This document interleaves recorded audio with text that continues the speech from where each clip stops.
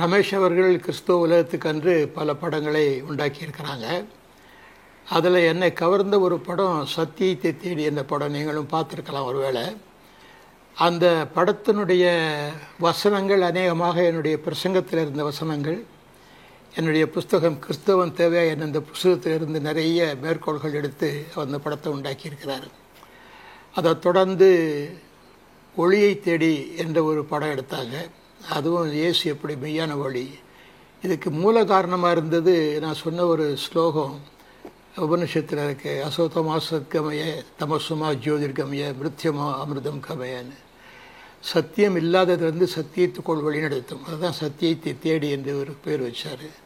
இந்த படத்தை எடுக்கிற ரமேஷ் அவர்களை பார்த்து ஒரு சில வார்த்தைகள் நான் கண்டிப்பாக சொல்லணும். அவர் இந்த சினிமா துறையில் இருந்தவர், ஏற்கனவே இருந்தவர். ஆனால் அவருக்குள்ள ஒரு மனமாற்றம் ஏற்பட்டு அவர் கிறிஸ்துவை ஏற்றுக்கொண்ட பின்னால் சாட்சியாக வாழ ஆரம்பித்தார். அந்த நாட்களில் என்னோட தொடர்பு கொண்டவர். அவரோட நான் நல்லா பழகியிருக்கிறேன். 10 வருஷமாக தெரியும். அவர் நல்ல படங்கள், கிறிஸ்துவ படங்களெல்லாம் நிறைய எடுத்திருக்கிறாரு. நான் அவர்கிட்ட சொன்னேன், கிறிஸ்துவர்களுக்குன்னு படம் எடுக்கிற ஒரே டைரக்டர் நீங்கள் தான், மாறிடாதீங்க, இதை கடைசி வரைக்கும் இதில் இருங்க அப்படின்னு சொல்லியிருக்கிறார்.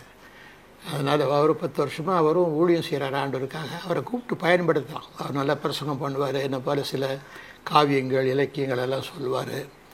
சித்தர்களுடைய வழிபாடுகளை பற்றி, சித்தர்களை பற்றி ஒரு அருமையான நூல் எழுதியிருக்கிறாரு. படித்து பார்த்தா ரொம்ப நல்லா இருக்குது. அதனால் அவர் பயன்படுத்த வேண்டிய ஒரு அருமையான ஆள். அவரை நீங்கள் விட்டுறாதீங்க.